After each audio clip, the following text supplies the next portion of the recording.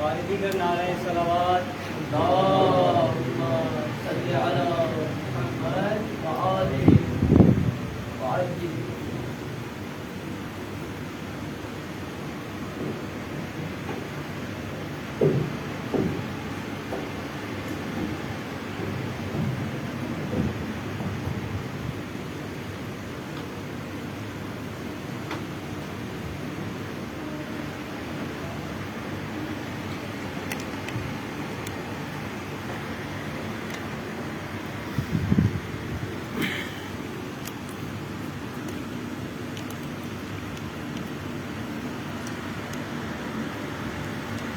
بر محمد و آل محمد صلوات.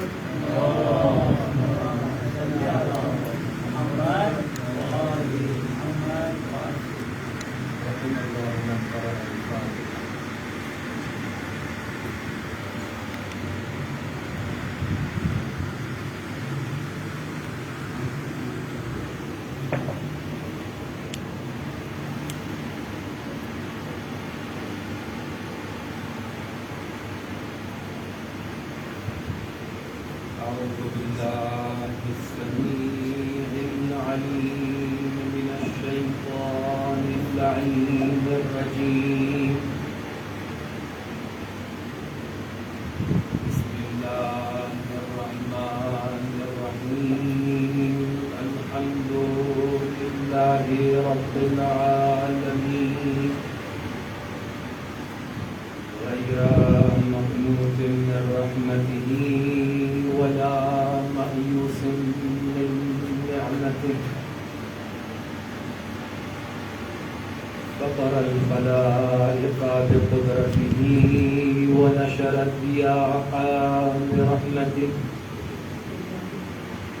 الصلاة والسلام والتحية والإكرام على أول مسطوره وخاتم أنبيائه الذي سمي في السماء بأحمد وفي الأرضين بأبي القاسم المصطفى محمد. اللهم صل على والصلاة والسلام والتحية والإكرام على آل بيته الطيبين الطاهرين المعصومين المنتجبين الذين أذهب الله عنهم الرجس أهل البيت وطهرهم تطهيرا. اللهم صل على واللعنة الدائمة الأبدية الباقية على أعدائهم ومنكري فضائلهم وغاصبي حقوقهم أجمعين. أما بعد فقد قال الله سبحانه وتعالى في كتابه المبين وهو أصدق القائلين. بسم الله الرحمن الرحيم.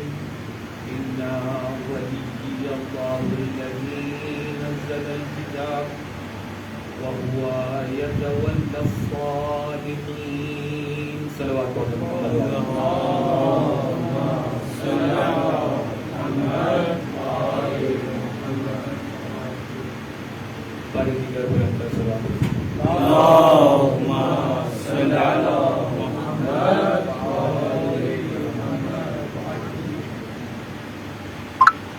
عزیزان گرامی، ناظرین کرام اور ارباب نظام، جس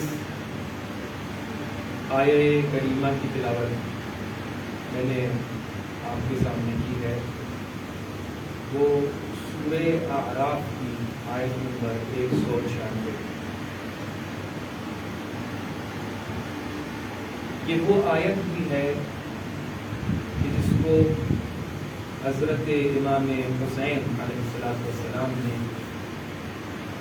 مدینے سے نکلتے وقت اور جب آپ اپنے نانا حضرت محمد مصطفیٰ صلی اللہ علیہ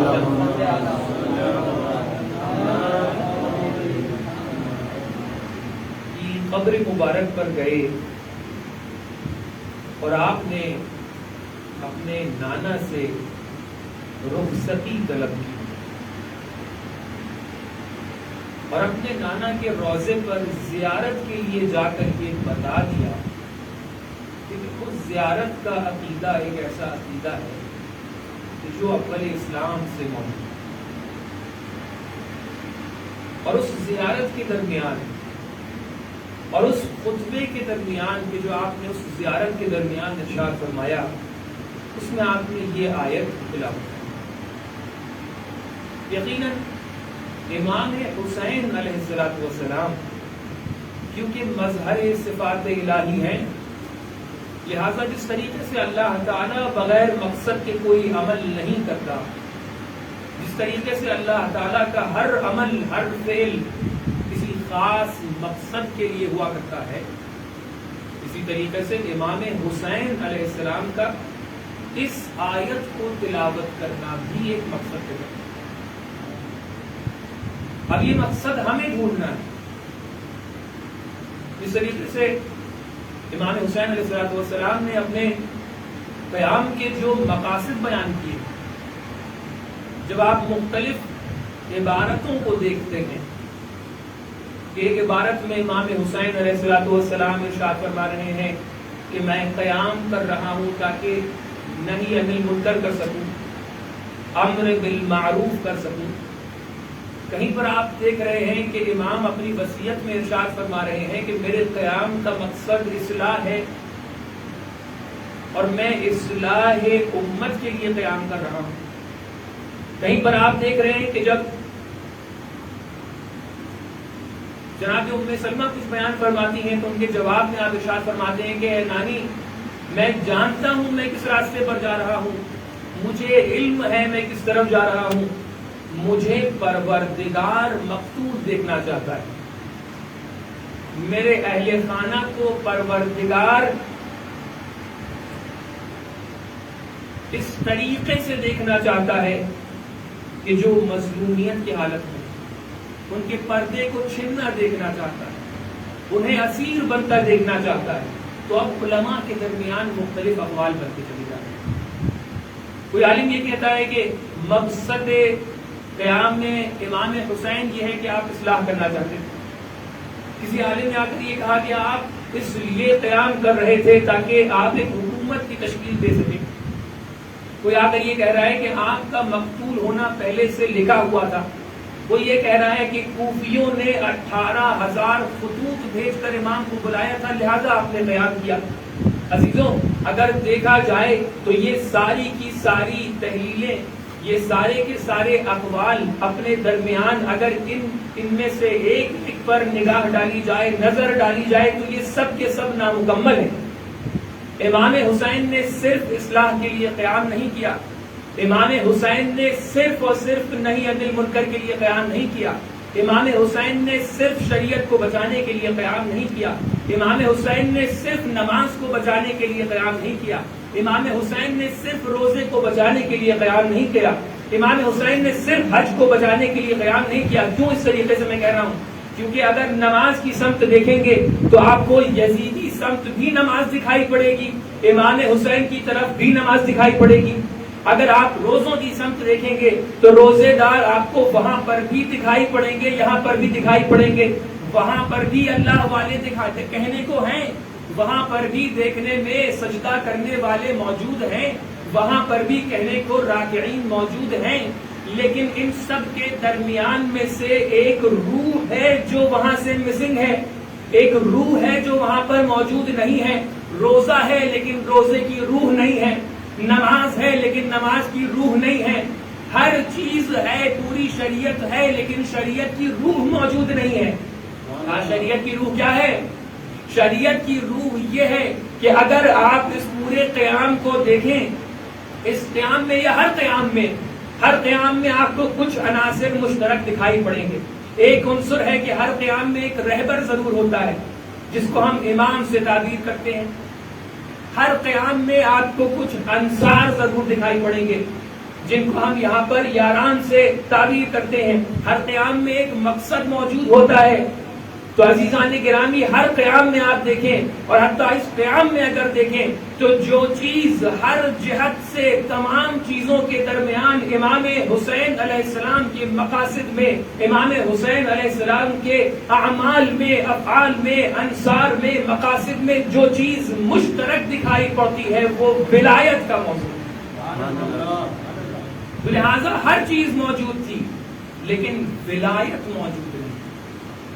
اور ولایت وہ موضوع ہے کہ جس کی بنسبت جو اہمیت بیان کی گئی ہے کہ جس طریقے سے ولایت کے لیے صدا دی جائے گی، ندا دی جائے گی، اس طریقے سے اسلام کا کوئی ایسا موضوع نہیں ہے کہ جس کی بنسبت ندا دی جائے. لہذا معلوم یہ ہوا کہ امام حسین علیہ السلام جس عنصر کو، جس موضوع کو مشترکہ طور پہ امام حسین کے قیام میں دیکھا جا سکتا ہے وہ موضوع ولایت. اب بہرحال موضوع ولایت ایک زمانے میں اتنا مطرح ہوا، اتنا زیادہ خطبہ نے، علماء نے اس کے اوپر نہ جانے کتنے تجزیے پیش کر دیے، کتنی کتابیں لکھ دی. بر صغیر میں بے انتہا کتابیں آپ کو نظر آئیں گی کہ جو ولایت کے موضوع پر لکھی گئی. طبقات الانوار کی مثال لے لیجیے اور دیگر متعدد کتابیں.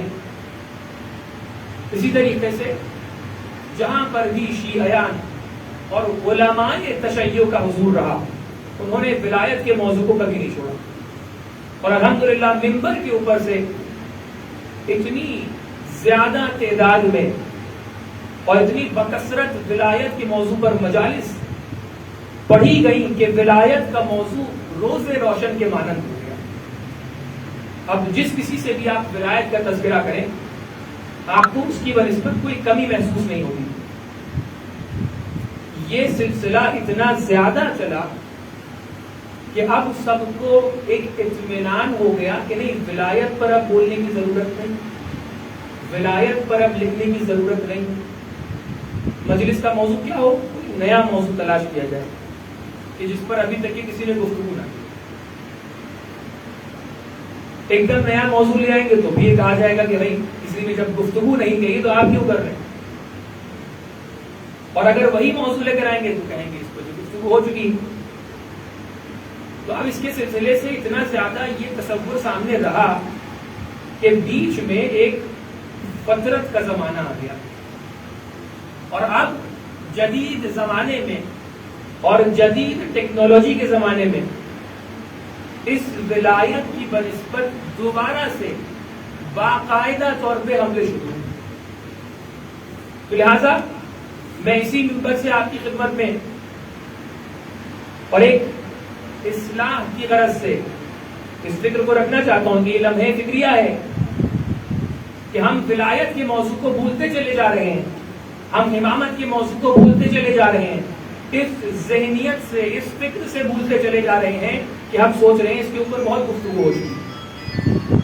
لیکن عزیزوں اس کے اوپر مزید گفتگو کی ضرورت ہے اور نئے انداز میں گفتگو کی ضرورت ہے. اب میں انشاءاللہ اپنی مجلس کے درمیان کچھ اشارے کروں گا میں کیوں اس بات کو بول رہا ہوں اور میرے دلائل کیا ہیں. لیکن اس سے پہلے ولایت کے معنی کو تھوڑا سمجھتے ہیں کہ ولایت کہتے کسے. یقیناً یہ ضرورت محسوس نہ ہوتی اگر یہ جدید اعتراضات اور شبہات کا سلسلہ سامنے نظر نہ آ رہا. تو ایک ذمہ داری کے تحت آپ کے سامنے اس بات کو بیان کر رہا ہوں. ولایت کسے کہتے ہیں؟ ولایت جب عربی لغات کے اندر دیکھا جائے تو اس کے اندر ایک قرب کا معنی چھپا ہوا ہے. جب ایک چیز کے بعد بلا فاصلہ بغیر کسی وقفے کے، بغیر کسی فاصلے کے دوسری چیز آ جائے تو اس کو کہتے ہیں ولایت. اس مفہوم کو ولایت کہا جاتا ہے. فرض کیجئے مجلس کے اندر دو لوگ بیٹھے ہوئے ہیں, اب آپ کے برابر میں ایک فرد بیٹھے ہیں اور آپ دوسرے فرد کے برابر میں بیٹھے ہیں.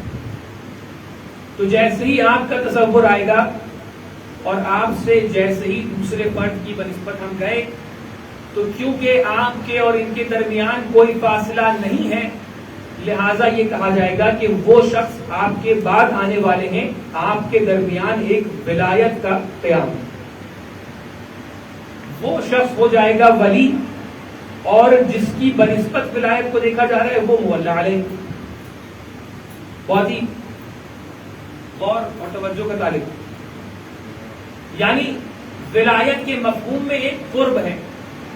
دو چیزوں کے درمیان جب نزدیکی آتی ہے, دو چیزوں کے درمیان جب قرب آتا ہے, تب جا کے ولایت کا مفہوم سمجھ میں آتا ہے. لیکن جب ہم ہر قرب کی بنسبت دیکھتے ہیں تو یہ وہ ولایت نہیں ہے کہ جس کو اللہ تعالیٰ بتانا چاہتا ہے. وہ ولایت کے جو اللہ تعالیٰ کی ولایت ہے, وہ ولایت کے جو انبیاء کی ولایت ہے, وہ ولایت کے جو اوصیاء کی اور ائمہ طاہرین کی ولایت ہے, یہ ولایت وہ ولایت نہیں ہے. کیوں؟ اس ولایت کے اندر دو پہلو ہیں. آپ کا سامنے والے سے ایک تعلق ہے اور سامنے والے سے آپ کے ساتھ ایک تعلق ہے. تو یہ تصور کہ جس کو ایک مجازی معنی میں ولایت کہا جاتا ہے آپ کے لیے واضح ہے.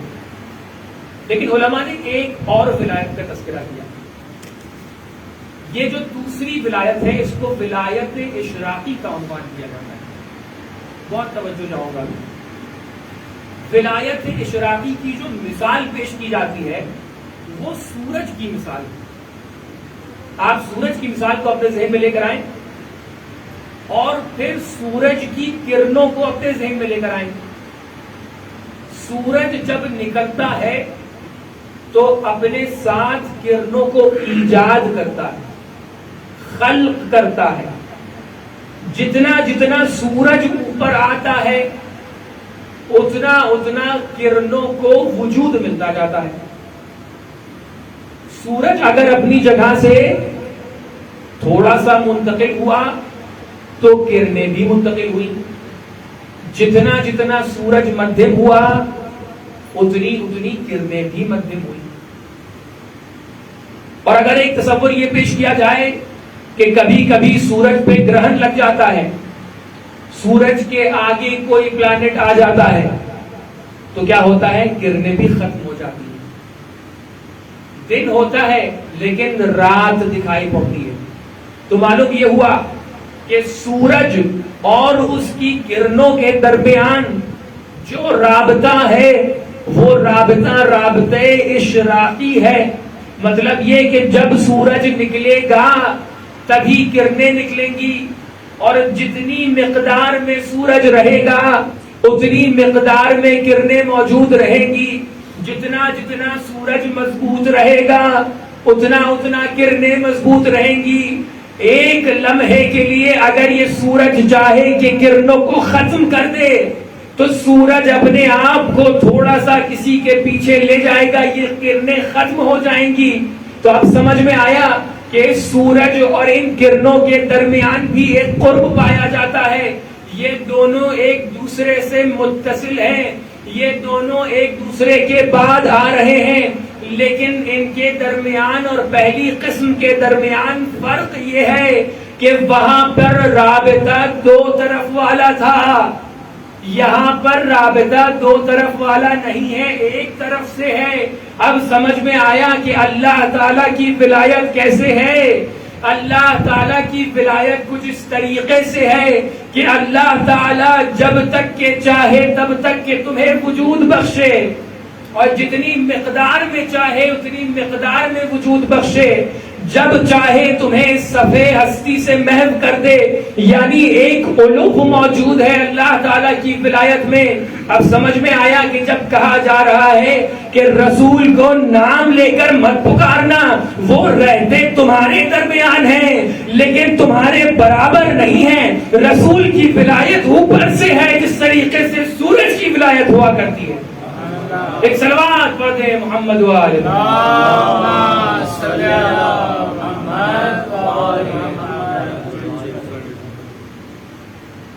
رسول کو اپنے درمیان اپنے جیسے مت سمجھ بیٹھنا. ان کی ولایت اس طریقے سے نہیں ہے کہ تم سوچو کہ جتنا حق ان کا میرے اوپر ہے اتنا ہی حق ہمارا ان کے اوپر نہیں. علماء نے دوسری مثال پیش کی ہے کہ جس طریقے سے انسان کا نفس ہوتا ہے, اگر انسان اپنے نفس کا تصور اپنے ذہن میں لے کر آئے اور اپنے ذہن میں ایک تصویر بنائے, فرض کیجئے اس مجلس کی تصویر اپنے ذہن میں بنائیے, تو جتنی مقدار میں آپ چاہیں اس مجلس کی تصویر کو اپنے ذہن میں بنا سکتے. آپ چاہیں تو صرف یہ چاندنی بچھی ہوئی ہے اس تک کہ آپ اپنی تصویر بنائیں. اب ممکن ہے کہ ہمارے چھوٹے بھائی ہمارے ہم سے یا کم سے بھائیوں کو نہیں پتا ہو کہ چاندنی کیا ہے. بہرحال اس سفید چادر کو چاندنی کہا جاتا ہے. جس مقدار میں چاہیں جتنی مضبوط تصویر بنانا چاہیں اتنی مضبوط تصویر بنائیں, اور جب دل چاہے آپ اس تصویر کو محو کر سکتے ہیں. تو اس کو کہتے ہیں ولایت. یعنی آپ اس تصویر کی بنسبت, عالم اپنی معلوم کی بنسبت ولایت رکھتا ہے, انسان اور انسان کا نفس اپنی اس تصویر کی بنسبت ولایت رکھتا ہے. یہ آپ کی روح جو ہے اس کے پاس ولایت موجود ہے. آپ اپنی ولایت سے چاہتے ہیں تو ہاتھ کو حرکت دیتے ہیں, آپ نے ولایت سے چاہا تو اس کو روک لیا, آپ نے اپنی ولایت سے چاہا تو بولا, اپنی ولایت سے چاہا تو چپ ہو گئے, اپنی ولایت سے چاہا تو چلے گئے, اپنی ولایت سے چاہا تو رک گئے. معلوم ہوا کہ آپ کی جو ولایت ہے اس ولایت کو آپ کے اعضاء و جوارح میں دیکھا جا سکتا ہے.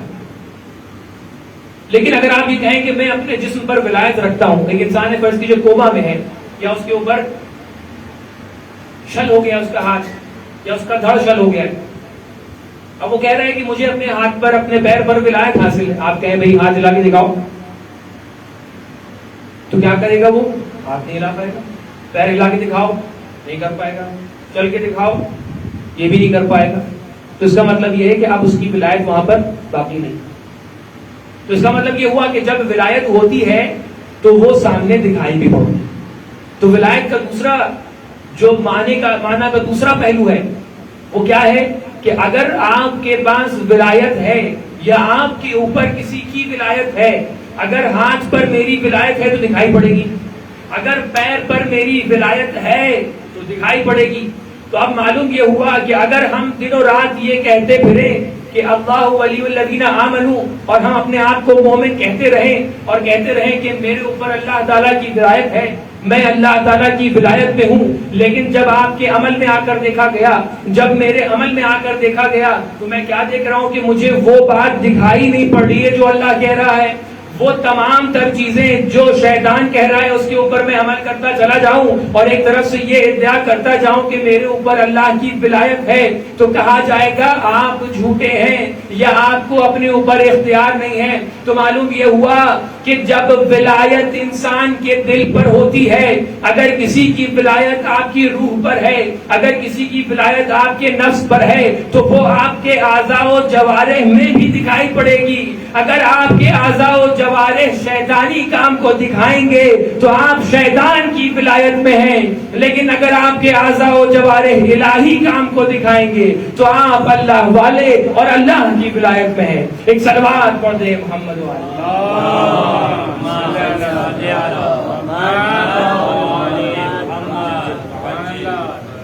تو عزیزان گرامی, ولایت کا مطلب کچھ اس طریقے سے ہے, یعنی ایک مکمل کنٹرول, ایک مکمل تسلط جو ہوتا ہے اور ایک سرپرستی جو ہوتی ہے اس کو کہتے ہیں ولایت. اب یہاں سے کچھ لوگ ایسے ہیں کہ جو ولایت کے معنی کو بدلنا چاہتے ہیں. ہمارے ہی بر صغیر سے کچھ ایسے لوگ, میں اپنے جوانوں کے لیے, اپنے جوان بھائیوں کے لیے عرض کر رہا ہوں, بزرگ حضرات مجھے معاف کریں اگر کوئی جسارت ہو خدمت, کہ بر صغیر کے ہی ہیں. اب کیونکہ میرا تعلق لکھنؤ سے ہے تو لہٰذا میں کنٹریز کا نام لینا مناسب نہیں سمجھ رہا ہوں, لیکن بر صغیر کے لیے ایک ایسے فرد ہیں,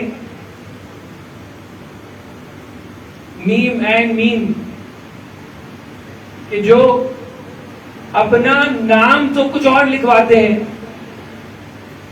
فرض کیجئے کہ انسان کہے کہ میں اپنا نام لکھواؤں گا کہ میں طبیب ہوں, لیکن کام وہ کرتے ہیں کہ جو علماء کرتے ہیں. ارے بھائی, آپ کو اگر کام کرنے پہ, جو کام آپ کر رہے ہیں اس پہ اگر فخر ہے, شرم نہیں ہے, تو اپنے آپ کو عالم کیوں نہیں لکھواتے ہو؟ اپنے آپ کو مولانا کیوں نہیں لکھواتے ہیں؟ اپنے آپ کو لکھوائیں گے کچھ اور اسی وجہ سے معلوم ہو جاتا ہے کہ جو باتیں بولتے ہیں وہ باتیں بھی پختہ باتیں نہیں ہوتی. لیکن آپ دیکھیں کہ کس طریقے سے جوانوں کو گمراہ کیا جا رہا ہے. کیونکہ یہاں پر جتنے بھی اردو زبان مخاطب ہیں, چاہے وہ ہندوستان میں ہو چاہے پاکستان میں ہو, وہ بہرحال انڈر انفلوئنس ہیں. لیکن کیسے اور کس طریقے سے یہ پیغامات پہنچتے ہیں, میں اس کے لیے عرض کرنا چاہ رہا ہوں. ٹائٹل سامنے بڑا ہوتا ہے. میں عرض کر رہا تھا کہ جدید زمانے میں جب سے سوشل میڈیا اور نئی ٹیکنالوجیز آئی ہیں, تب سے یہ جو ہمارے ذہن میں پہلے سے فکر ہے کہ ولایت پر بہت کام ہو چکا, ولایت پر بہت مجلسیں ہو چکی, ولایت پر بہت بول چکے, اب کچھ نیا بولا جائے. اس فکر کو یہ ایک مغالطہ ہے.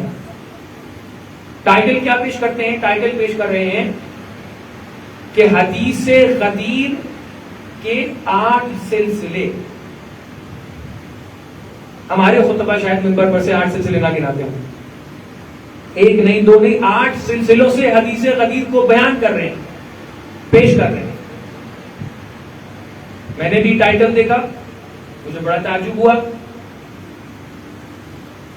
تو میں نے بھی جا کر دیکھنا شروع کیا. اب معلوم ہوا 1 سلسلہ 2 سلسلہ, اور تو ابھی اس بات پر کہ کیوں علماء اہل سنت اس حدیث کو نہیں مانتے ہیں. نہیں ماننا چاہیے. دیکھیے فلاں عالم نے فلاں عالم نے فلاں عالم نے بیان کیا ہے, بہت اچھی بات ہے, سن رہے ہیں.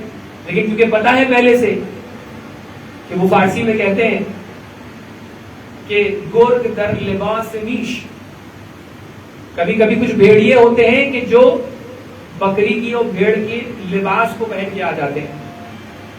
جوان ان کے ظاہر کو دیکھتے ہیں, جوان ان کی کچھ باتوں کو دیکھتے ہیں اور گمراہ ہونا شروع ہو جاتے ہیں. اب میں سن رہا ہوں 1 سلسلہ 2 سلسلہ 3 سلسلہ 4 سلسلے گزر گئے, اور اس کے بعد آ کر سامنے والا کیا بیان کرتا ہے کہ دیکھا آپ نے, اتنے سلسلوں سے آ کر پیغمبر اکرم یہ بتانا چاہتے ہیں کہ دیکھو میرے درمیان اور حضرت امیر علی ابن ابی طالب علیہ السلام کے درمیان پکی دوستی. واہ, پکی دوستی بیان کر رہے ہیں رسول خدا 1 لاکھ کے مجمع میں. تو اب یہاں سے انسان کو بہت زیادہ توجہات اس بات پہ دینی چاہیے کہ آج کل کے جدید جو لوگ ہیں سوشل میڈیا کے اوپر جس طریقے سے جوانوں کو گمراہ کرنے کی مہم چل رہی ہے, اس کے خلاف آواز اٹھانا ضروری ہے. میں بہت معذرت کے ساتھ اس بات کو عرض کر رہا ہوں کہ ہم لوگ حوض علمیہ کے اندر ہر چیز ہے سوائے طالب علم, ہر چیز ہے سوائے طالب علم. ہمیں پالیٹکس میں بہت انٹرسٹ ہے, ہونا چاہیے, لیکن پرائیورٹی نہیں ہونا چاہیے. ہمیں فرض کیجئے کہ اقتصادی امور کے اندر بہت انٹرسٹ ہے, ہونا چاہیے, لیکن پرائیورٹی نہیں ہونا چاہیے.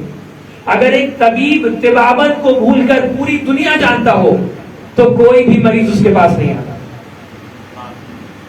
تو لہذا ہمارے لیے ٹاپ پرائیورٹی ہونا چاہیے کہ ہم سب سے پہلے طالب علم ہیں, ہمیں سب سے پہلے اپنے مکتب اور اپنے مذہب اور اپنے دین کا دفاع کرنا ہے. جب ہم اس سے فارغ ہو چکے تب ہم دوسری طرف دیکھیں گے. وہ تمام چیزیں ضروری ہیں. تو لہذا اس طریقے سے بیان کرتے ہیں. میں بس چند جملوں میں ان کا جواب دے کر آگے بڑھتا ہوں. الحمدللہ علماء نے کتابوں کو بھر دیا ہے جواب سے. صرف ہمیں یہ کرنا ہے کہ ہم اپنی زبان میں اس کو بیان کر دیں. اب جس طریقے سے بھی ہو سکے, ممبر سے ہو سکے ممبر سے بیان کریں, کلپ کے ذریعے سے ہو سکے اس سے بیان کریں, سوشل میڈیا سے ہو سکے اس سے بیان کریں. ایک مہم جاری کی ہے اس حوالے سے. تو عزیزان گرامی, ہم یہ کہیں گے کہ دیکھیے جتنا جتنا آپ اس حوالے سے بیان کرتے جائیں گے ہمیں کوئی گھبراہٹ محسوس نہیں ہوگی, کیونکہ ہمارے لیے آپ کی بنسبت معرفت میں اضافہ ہوتا چلا جائے گا. ہمیں یہ سمجھ میں آتا چلا جائے گا کہ آپ نبی کو کیسے سمجھ رہے ہیں, کیونکہ ہمیں تو یہ یقین ہے کہ ہم نبی کو کیسے جانتے ہیں.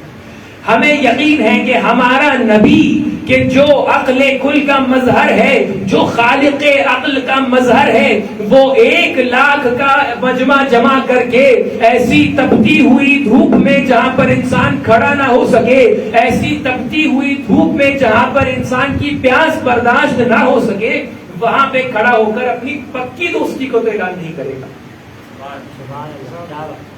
تو لہذا ہمیں یہ سمجھ میں آ رہا ہے کہ آپ نبی کو کیسا دیکھ رہے ہیں, آپ کی عقل اور آپ کے جذبات نبی کی بنسبت کیا کہہ رہے ہیں, ہمیں یہ سمجھ میں آتا چلا جا رہا ہے.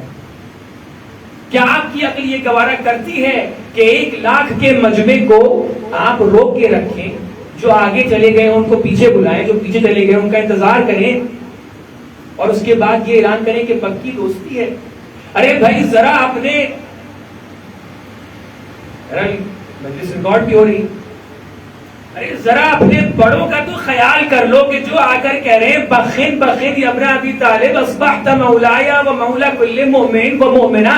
اب وہ بڑے آپ کے بزرگ جو آ کر مولا علی کو مبارکباد دے رہے ہیں, میں ان سے یہ پوچھوں گا کہ کیا ان کی عقل یہ گوارا کرتی ہے کہ جہاں پر پکی دوستی کا اعلان ہو رہا ہے وہاں پہ کہیں مبارکباد دی جاتی ہے؟ تو ذرا ان کی عزت کا تو لاج رکھ لو, ذرا نبی کی عزت کا تو لاج رکھ لو. کیا نبی اس مقام پر جہاں پر دنیا بھر سے لوگ جمع ہیں وہاں پہ آ کر وہ اعلان کریں کہ جس کی اہمیت اتنی نہ ہو؟ تو جو مقام ہے وہ حساس مقام ہے, جو زمانہ ہے وقت ہے وہ بھی حساس زمانہ ہے. پیغمبر اکرم غدیر کے بعد 83 دن کے بعد اس دنیا سے چلے گئے. خود ارشاد فرما رہے ہیں کہ ہم قریب میں اس دنیا سے جا رہا ہوں. مقام حساس مقام, زمانہ حساس زمانہ.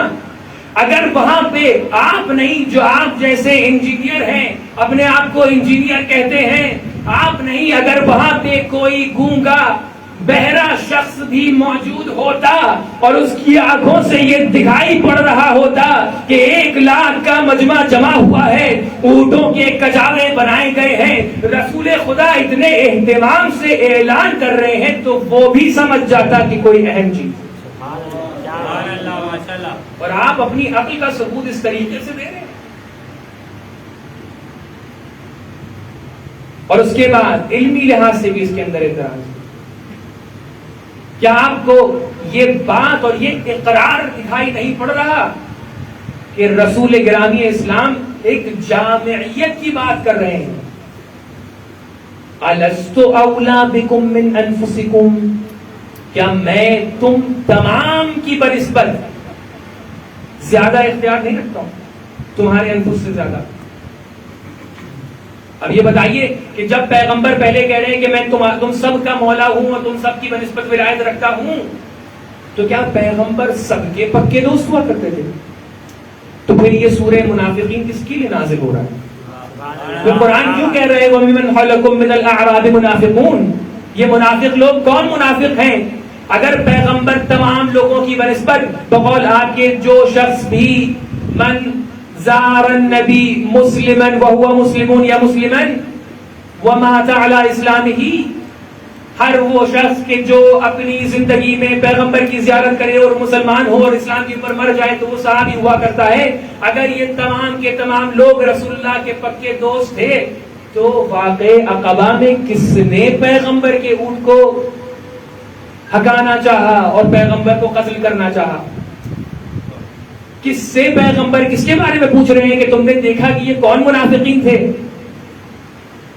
اور وہ منافقین بار بار آ کر پوچھتے تھے نبی سے کہ کہیں ایسا تو نہیں کہ جبریل نے آ کر ہمارا نام بتا دیا ہو. کیا یہ بھی پکے دوست ہوا کرتے تھے؟ یہ تو عجیب ماجرا ہے. ہم نے تو پہلی بار دنیا میں دیکھا کہ یہ پکے دوست ایسے پکے دوست ہیں کہ جو رسول اللہ کی جان لینا چاہتے تھے. لہذا آپ اگر اپنا عنوان یہ رکھ رہے ہیں کہ آپ مہندس ہیں تو جائیے آپ کو وہ آپ کی مہندسی اور آپ کی انجینئرنگ مبارک ہو. لیکن جب اس وادی میں قدم رکھ رہے ہیں تو ذرا عقل کے ساتھ قدم رکھیں اور ایسی لاشعوری والی بات نہ کریں کہ جس کے اوپر ایک چھوٹا سا بچہ بھی ہنس پڑے.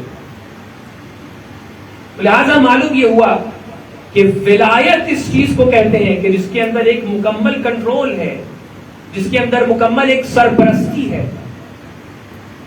تو اب ولایت کی بنسبت اگر دیکھا جائے، اب میں اس آخری بات بیان کر کے اختتام کی طرف آگے بڑھتا ہوں کہ ولایت کی اقسام بیان کی ہیں علماء نے. کبھی ولایت ایک اللہ کی طرف سے ولایت ہوتی ہے، اللہ ولی الذین آمنوا. اب بہرحال اس کی بھی اقسام ہیں کہ اللہ تعالیٰ کی ولایت بھی ہے، وہ کبھی عام ولایت ہوا کرتی ہے کہ اللہ تعالیٰ مختلف لوگوں کی بنسبت ہے، جتنے بھی مخلوقات ہیں ان کی بنسبت ولایت رکھتا ہے. اور اسی ولایت کے صدقے میں، ولایت تکوینی، ولایت تشریعی کے صدقے میں یہ پوری کائنات اپنی جگہ پر قائم ہے. اب میرا تفصیلات سے گریز کرتے ہوئے انشاءاللہ بعد والی مجلسوں میں اگر وقت ہوا تو روشنی ڈالوں گا.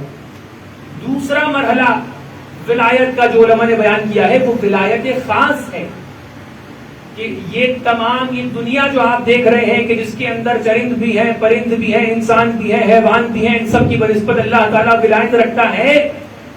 لیکن کچھ خاص لوگ ہیں ان کی بنسبت بھی اللہ تعالیٰ ولایت رکھتا ہے. اللہ ولی الذین آمنوا، صاحبان ایمان کا ولی اللہ تعالیٰ ہے. لیکن علماء نے یہاں پر ایک تیسری قسم بھی بیان کی ہے کہ جو ولایت اخص ہے کہ اللہ تعالیٰ ان دونوں کے ساتھ ساتھ ایک خاص ولایت اور ایک خاص عطا رکھتا ہے. آپ جس بھی موضوع کے اندر جائیں گے یہ اخص والا مرحلہ ضرور ہوتا ہے.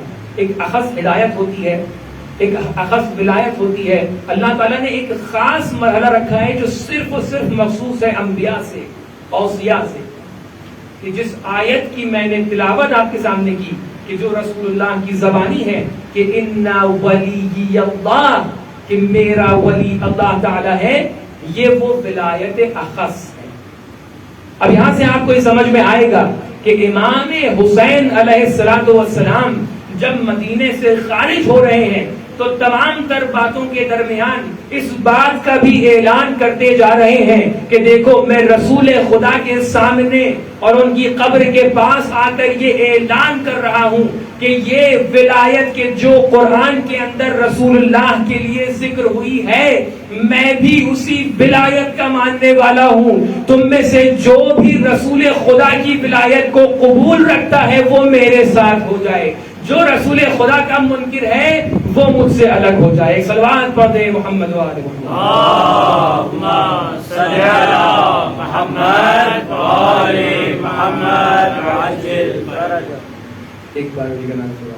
اللهم صل على محمد وآل محمد وعجل فرجه. ولایت کی دوسری قسم ہے،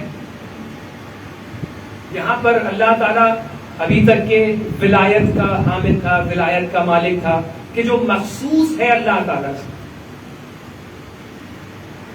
ولایت مخصوص ہے اللہ تعالیٰ سے. لیکن اگر اللہ تعالیٰ کے طول میں دیکھا جائے، یعنی اللہ تعالیٰ نے جس کو اجازت دی ہو ولایت کی اس کی طرف دیکھا جائے تو انبیاء اور رسول بھی ولایت رکھتے ہیں. ان کی بنسبت بھی آپ کو ولایت نظر آئی انما ولیکم اللہ ورسولہ. بالکل بھی ابھی تفصیل میں نہیں جانا. تیسرا مرحلہ آتا ہے مومنین کی ولایت، ولایت خاصہ جو ہے والذین آمنوا. اور چوتھی طرف اگر ہم دیکھیں جو اللہ تعالیٰ کے سامنے کی غبابی ولایت ہے وہ ہے ولایت شیطان. یعنی شیطان بھی ولایت کرتا ہے. ان الشیاطین لیوحون الی اولیائہم، وحی بھی کرتا ہے. اور خدا بھی آیتیں ہیں کہ جس نے شیطان کو اپنا ولی بنایا وغیرہ وغیرہ. تو معلوم یہ ہوا کہ ولایت اس کی مختلف قسمیں. کبھی ولایت ولایت الہی ہے اور کبھی ولایت ولایت شیطانی. ولایت الہی میں بھی مظہر ولایت، ولایت شیطانی میں بھی مظہر ولایت. ولایت الہی میں بھی ولی جو نائب ہے سرزمین پر اللہ تعالیٰ کا، اور ولایت شیطانی میں بھی اس طریقے سے.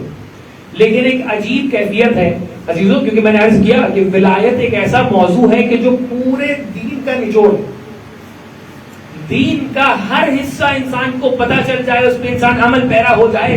لیکن اگر ولایت پر عمل پیرا نہیں ہے تو اس کا دین قبول نہیں ہوگا. اور اگر دین مکمل ہونا ہے تو ولایت کے مرحلے سے گزرنا ضروری ہے. تو اس کا مطلب یہ کہ ولایت اگر سمجھ گئے، ولایت کو جان گئے، ولایت کی معرفت حاصل کر لی، ولی کی معرفت حاصل کر لی، تو پورا دین آپ کو حاصل ہو گیا. اب کچھ یہاں پر ہو سکتا ہے کہ شبہات ہوں ذہن میں، انشاءاللہ آئندہ کوشش کروں گا حل کرنے کی. لیکن ولایت سمجھ گئے تو دین سمجھ میں آ گیا. اور سامنے سے اگر اللہ تعالیٰ کے مد مقابل والی ولایت کو سمجھ گئے تو دشمن سمجھ میں آ گئے. تو اس کے ذریعے سے جس طریقے سے تولا ہو گیا اس طریقے سے تبرہ بھی سمجھ میں آ گیا. تو لہذا اس کو حاصل کرنا، اس کی معرفت حاصل کرنا ہمارے لیے بہت ضروری ہے. اور اگر ہم نے معرفت حاصل کر لی تو ہم کامیاب ہو گئے.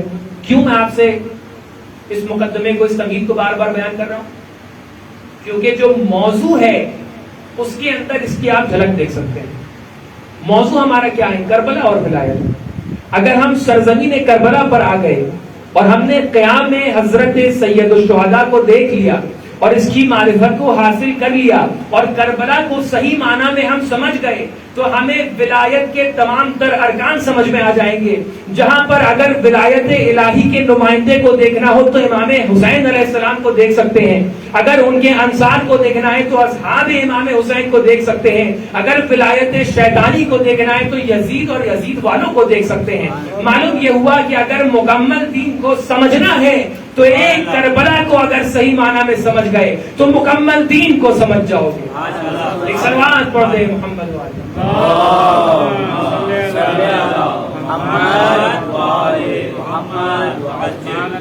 اسی لیے ہمارے علماء کربلا کے اوپر اتنا توجہ کرتے ہیں. اسی لیے کربلا کبھی پرانی نہیں ہوتی. اسی لیے کربلا 1400 سال کے بعد بھی بار بار اس کے اوپر تجزیے، تحلیل، گفتگو، مجالس، مرثیے، لیکن کبھی پرانی نہیں ہو رہی. اس کی تازگی بڑھتی جا رہی ہے. کیوں؟ اس کے اندر دین سمٹ کے آ گیا. کربلا کے جس پہلو پر دیکھیں وہاں سے کچھ نہ کچھ سمجھ میں آئے. اب بہرحال کیونکہ موضوع یہی ہے تو اس کے دوسرے پہلو بھی آپ کے سامنے دیگر مجالس میں بیان کروں گا. اسی لیے جس فرد پہ ہاتھ رکھیں گے اس فرد پہ کوئی نہ کوئی ولایت ضرور دکھائی دے گی. اور جب ولایت ایسی ہوگی تو پھر امام حسین علیہ السلام آ کر اپنے اصحاب کے بارے میں کیا کہیں گے؟ لا اعلم اوفا من اصحابی، کہ میں اپنے اصحاب سے زیادہ وفادار اور بہتر اصحاب کو نہیں جانتا. کیوں نہیں جانتے؟ کیونکہ پیغمبر کے اصحاب، پیغمبر جو اولو العزم پیغمبر ہیں، افضل النبیین ہیں، خاتم النبیین ہیں، آپ کے اصحاب کے بارے میں قرآن کیا کہہ رہا ہے؟ وَمِمَّنْ حَوْلَكُمْ مِنَ الْأَعْرَابِ مُنَافِقُونَ. آپ کے اصحاب میں یہی لوگ جو آپ کے پاس بیٹھ رہے ہیں پیغمبر ان کے اندر منافق موجود ہیں. یقیناً تھے.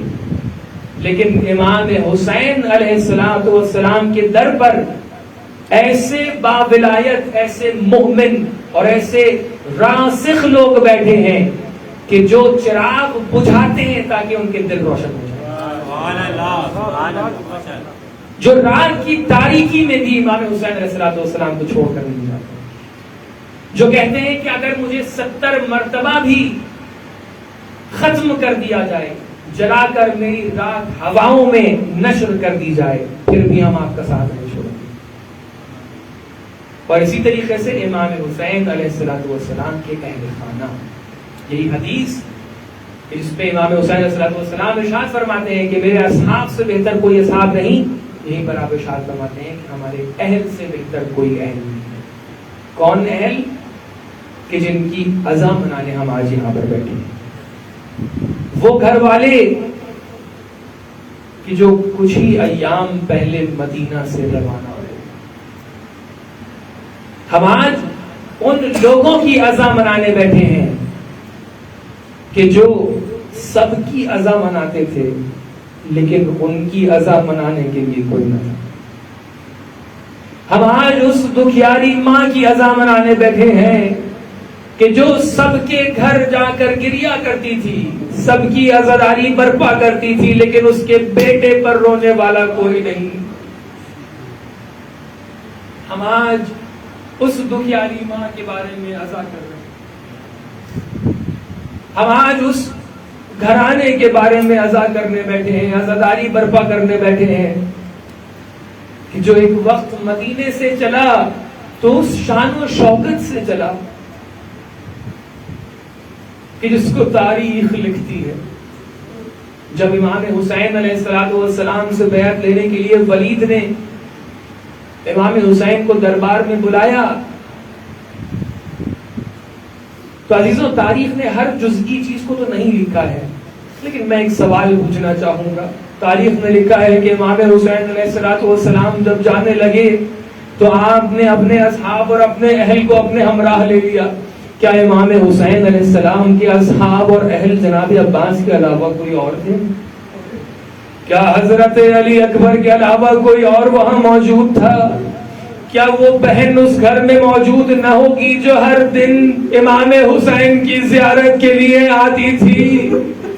شاید اس بہن نے پلٹ کر کہا ہوگا کہ بھیا امام حسین اکیلے مت جانا، ذرا عباس کو ساتھ لیتے جاؤ، ذرا علی اکبر کو ساتھ لیتے جاؤ، ذرا قاسم کو ساتھ لیتے جاؤ، 18 بھائیوں کو ساتھ لیتے جاؤ۔ لیکن میں کہوں گا بی بی زینب، آج تو آپ امام حسین کے ساتھ سب کو بھیجے دے رہی ہیں، لیکن اس دن نصر عاشورہ کیا کریں گی؟ جب نظر یمیناً و شمالا، جب امام حسین کبھی دائیں کبھی بائیں دیکھیں گے، اے بھیا عباس کہاں ہو، اے علی اکبر کہاں ہو، لیکن امام حسین کو اکیلے سوار ہونا پڑے گا۔ ہر باب ازا امام حسین علیہ السلام اپنے تمام اہل و عیال کو مدینے سے لے کر چلنے لگے۔ کیسے سوار ہوئے ہوں گے وہ زینب کہ جب امام علی علیہ السلام کی حکومت میں جب دن کی روشنی میں کوفہ وارد ہونے لگی تو امام نے کہا کہ قافلے کو یہیں پر روک دیا جائے، پہلے رات کی تاریکی ہو جائے، کہیں زینب پہ کسی کی نگاہ نہ پڑ جائے۔ آج بھی وہی اہتمام کیا ہوگا، وہ ہماریاں آئی ہوں گی جن میں پردہ لگا ہوگا، وہ سوار آئے ہوں گے کہ جن میں پردے لگے ہوں گے، لیکن آج بہن زینب اچھے سے بیٹھ جائے، پردے میں بیٹھ جائے، لیکن اس دن کیا ہوگا جب کربلا سے یہ بہن واپس جا رہی ہوگی، اب نہ کوئی پردہ ہوگا، نہ پردے والی ہماری ہوگی۔ یہی بہن جب کوفے پہنچے گی تو اب رات کا انتظار نہیں کیا جائے گا، اب دن کا انتظار کیا جائے گا، اب اس بات کا انتظار ہوگا کہ بازار سج جائے، لوگ اپنے ہاتھوں میں پتھر لے کر اہل بیت کا انتظار کریں گے۔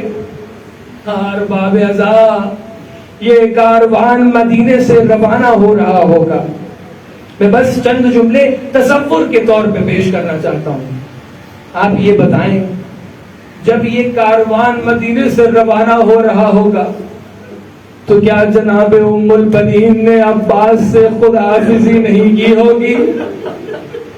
کیا کہا ہوگا؟ مجھے نہیں پتا تاریخ نے اس حوالے سے کیا لکھا، لیکن یہ تو ضرور کہا ہوگا اے عباس حسین کا ساتھ نہ چھوڑنا، اے عباس حسین کے ساتھ ساتھ رہنا، اے عباس حسین پر کوئی آنچ نہ آنے پائے، اے عباس حسین پہ کوئی تیر نہ آنے پائے، اے عباس حسین پہ کوئی تلوار نہ اٹھنے پائے. لیکن مجھے ایک منظر وہ بھی یاد آتا ہے جس کو تاریخ نے لکھا ہے کہ جب یہ کاروان واپس مدینے آیا تو وہاں پہ جناب ام البنین بھی انتظار کر رہی تھی.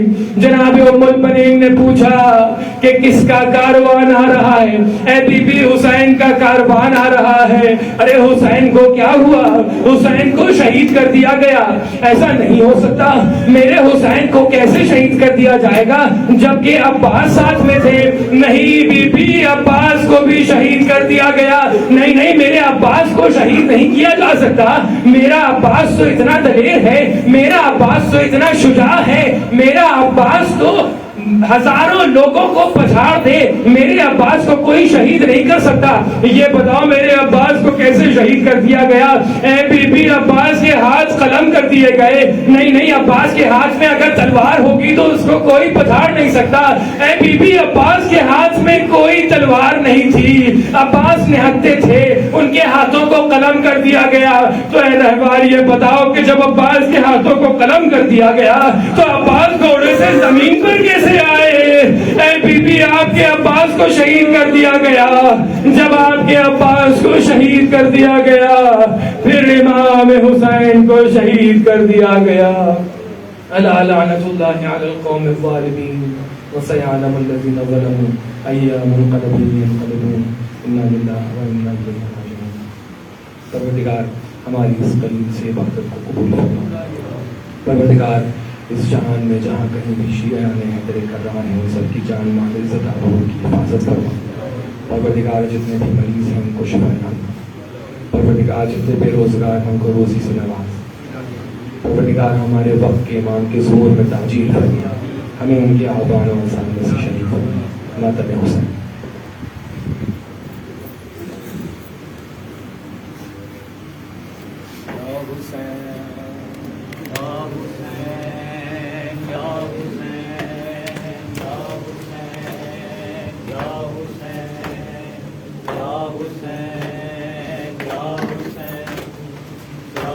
تجھ